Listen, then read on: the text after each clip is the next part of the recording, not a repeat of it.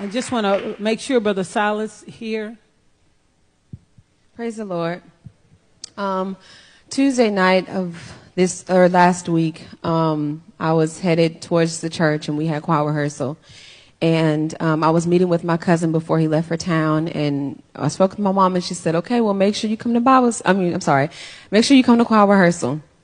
So I waited for him. He never showed up, and it had been a long day. So long story short, I said, I'm tired. I'm just gonna go home. Well, on my way home, I said I'm gonna stop at the store.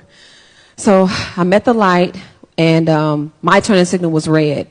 And I put my head down, and I just saw the glare of the green light for the cars to go straight. So I automatically turned. And something said, "Look back." And I looked back, and I said, "I just ran that light."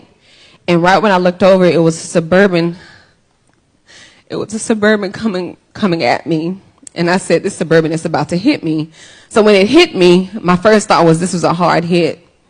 But as my car started to flip over, I just thought, this is it. I'm about to die. This is it. And I landed upside down.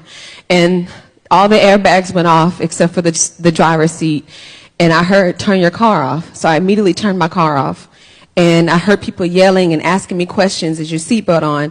And I touched my face because I just knew my face was bloody. It wasn't no blood. They said, "Can you feel your legs?" And my attention went to my legs. I said, "I can feel my legs." And immediately, when I realized I'm in a car upside down and there's nothing wrong with me, I just immediately began to thank God, and I began to cry and begin to just thank God, and they were able to carry me out of the car. But the biggest thing of this testimony is that even though, I thought that I was dying, the sad thing about it is that I was not ready.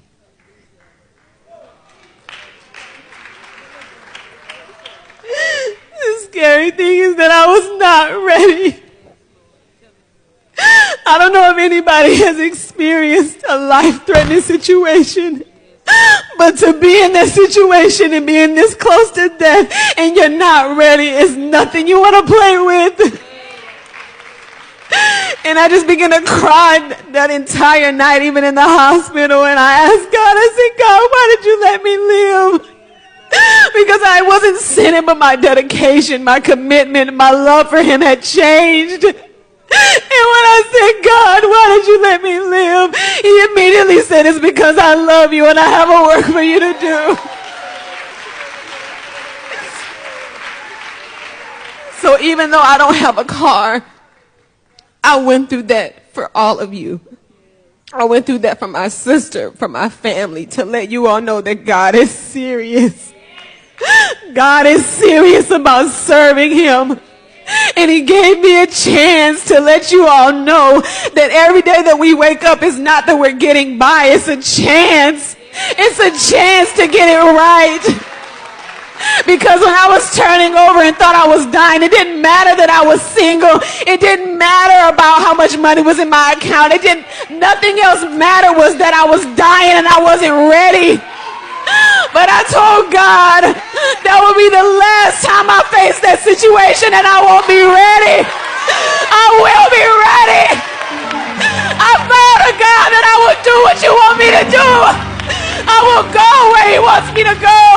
I will say what we want me to say, because nothing is worth going to hell for. Nothing is worth going to hell for. My dreams, my goals, the things that I want to do in life, it doesn't mean anything. Because when I leave this earth, it will just be me and him and that book of life, and I will make sure that my name is written in it. Hallelujah.